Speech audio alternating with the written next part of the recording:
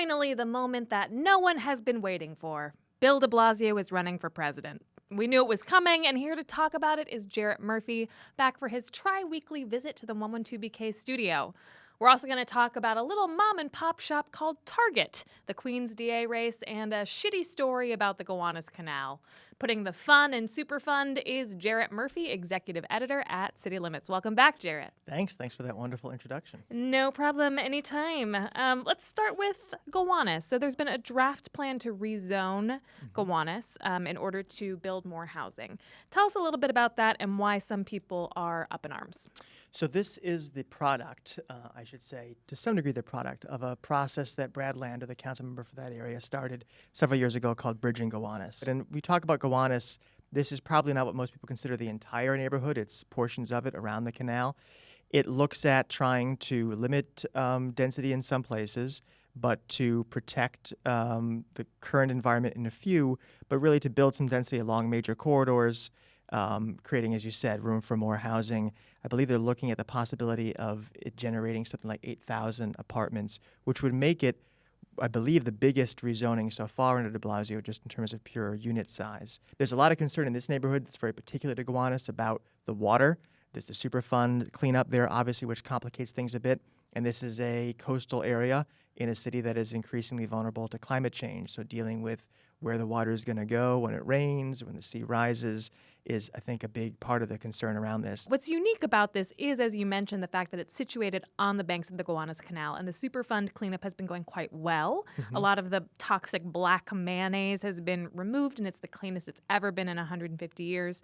But the concerns are about what happens when you add 8,000 apartments to the banks of the Gowanus Canal. And we already have something known as a punami that occurs during times of heavy rains. Will you tell us a little bit about this? Yes. Well, the punami is about the fact that the canal is still a place that is targeted by or affected by combined sewer overflows. So New York City, CSOs, as people like you and I refer to it. That's right. Really cool people like us. Cool guys. Yeah. So New York City has a sewer system that's split about 60-40. 60% of it is this old system called CSO, combined sewer, which means basically rainwater and the bad stuff all goes in the same pipe and then to the plant where it's processed and everything's made okay.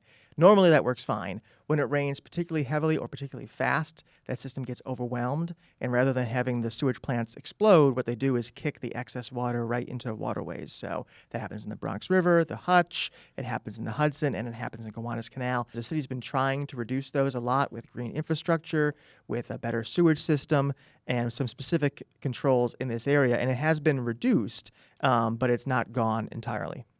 Yeah, and in reading about this, I had to read the term fecal flow far more often than I would have liked. Yeah, you normally only want to use the term like once a day. Yes, but when you read about max, this, it's all I over would the say. place. Yeah. So if some of these apartment buildings are built, you're going to want to make sure to rent or buy one of the apartments that is upstream, right? And also, I just learned that you're not supposed to flush your toilet, take a shower, run your dishwasher if you have one of those during a heavy storm. No. You aren't. You're supposed to. And, you know, what mom once said or your camp counselor once said is true. If it's yellow, let it mellow. Really. Play it If cool. it's brown, flush Right, it so down. goodbye. All right. We're poets on this show. Let's talk a little bit about the Queen's DA race. I think that this is super exciting. So Richard A. Brown, who was the Queen's District Attorney for almost 28 years, passed away. And so we have a wide open race for the first time in a long time. In a very long time. Talk to me a little bit about what is at stake here. This is about, of the 5 city DA offices, you know, there's one for each borough. This is the office that has been seen as the most punitive, the one that was most resistant to criminal justice reform. You know, the Manhattan office and the Brooklyn office have embraced some, Bronx to some degree, and Staten Island is just a fairly small territory in terms of prosecutions. But Queens under Brown has always been among the toughest, including on misdemeanors. And so this is an opportunity to reset that office. What's at stake here is what kind of reform is this very large borough, which would be one of the top cities in the U.S. for population if it were on its own, how far is it going to go down the path of reform? You have people running who are a former judge, a former prosecutor, who talk about wrongful convictions and trying to reverse those, certainly talking about a different approach to some of these crimes than Richard Brown have, but very different from some people in the race who are talking about a decarcerative approach. In other words, a prosecutor whose primary purpose would be to not prosecute people and to try to alleviate the impact of the incarcerative system we've had. So it's an extraordinary conversation to be occurring in a city where 20 years ago everyone was just worried about locking everybody up.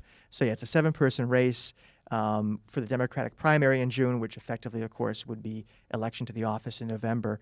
And it involves a range of people kind of along the spectrum, everyone from the borough president, Melinda Katz, who's kind of an establishment candidate, embraces some elements of reform, to Tiffany Caban, who is become sort of the Alexandria Ocasio-Cortez of this race. In fact, she was endorsed by AOC. Very, very progressive, very left-wing approach to the office, totally different from anything Dick Brown ever talked about. And Tiffany Caban, who is 31, she's queer, she's a member of the DSA.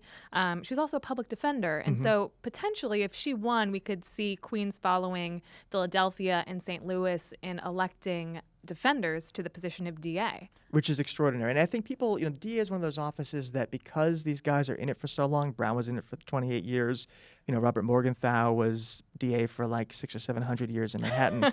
You don't think about them much, but there's an extraordinary amount of power in that office because when you come down to it, the legislature sets the laws, the mayor controls the police department and whom they arrest, but the key decisions in the process when someone is picked up for a crime really do come from the DA's office. Everything from whether to bother prosecuting at all, to imposing bail, to what kind of conditions there if you don't do bail, to what kind of sentencing you do or alternative sentencing you do if someone is found responsible for a crime.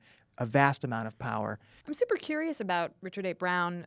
Was he ever really challenged in his 28 years? It sounds like he was really tough on misdemeanors, small drug crimes, turnstile jumpers. He went after them. It seems like you would have somebody challenging him from the left during his tenure. You would think so, but I've looked at the past races and not really. I mean, I think he faced a couple challenges in the general election, maybe a primary or two, but we have to realize that the place we're at in the criminal justice conversation is so different from even like 5 years ago. Right. And what people are talking about now, the amount of reform that even establishment candidates are willing to contemplate is vastly different from what people were talking about. 5 years ago, Bill de Blasio was crazy for talking about shutting down stop and frisk or reducing it vastly. There was fear about what it was going to do to the city. That seems like a relatively conservative approach now compared with where the reform conversation is.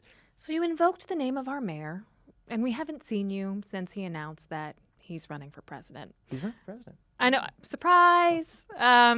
Tell me how I should feel about this other than sort of like a giant shrug.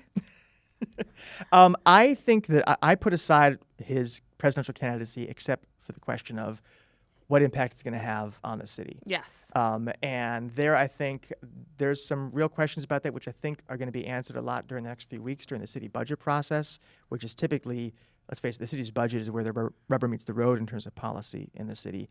So I think we'll be looking for signs of how actively he's engaged in that conversation for good or ill, or whether he is truly distracted by campaigning around the country. I think it's odd that someone who is the mayor of the greatest city in the country has vast power to change the lives of millions of people every day, that they would pursue a kind of quixotic effort to become president. There are a lot of different motivations for that. I mean, it already feels like we have a bit of an absent father figure. He's spending a lot of time in Iowa and has been for months. Who is running the government in his absence? Well, I mean, it is interesting in that he has been out of the city so often over the course of his mayoralty that maybe not much will change. And apparently he's not been a big city hall guy even when he's in town. The city obviously has a vast management structure. There are several deputy mayors. There's always one who's designated to be in charge when the mayor is gone, and that will continue to occur. Because of modern communication, it's quite possible the city can function smoothly for the most part without him here. What that says about his leadership style, I don't know. It's worth remembering that Mayor Bloomberg went to Bermuda every weekend of his mayoralty, like every single one, and the city largely survived intact, and his management was seen as exemplary. So we do have to be fair about that. Right. Good point. There are people under him who manage. One interesting thing is that apparently under the city charter, if he leaves for a certain number of days, the public advocate takes over. So it'll be interesting to follow the calendar and see the schedule of when he leaves and comes back, because apparently there is some, I think it's like 5 or 7 days. If he's out for that long, public advocate takes charge, at least during the remainder of his absence. So Jumaane Williams will be watching that calendar very closely. If he's not in jail. True. Talk to me about Jumaane's latest arrest. Yes, there were a huge wave of arrests yesterday or this week in Albany. around rent regulations. A few politicians going up there. I don't know how many submitted to arrest, but Giuliani did. He obviously has done civil disobedience arrests before. And this is about rent regs, which are coming down to a major deadline. The end of session is June 19th. The rent regs themselves expire on the 15th. And these are the regulations that affect about 970,000 apartments in the city, roughly 2 million people who live in them. And this is a banner year for tenant advocates. They believe, with I think a lot of credibility, that given Democratic control of all the levers of government and a particularly progressive bent to many of the Democrats who came in last year, that they're going to secure huge wins, roll back things that landlords have won over the past 20 years, and potentially fundamentally put rent stabilization on a totally different framework. Jumaane Williams not afraid to put himself on the line for rent regulations, immigration issues, and I think there was some question about whether he would continue to perform acts of civil disobedience once he got elected to public advocate.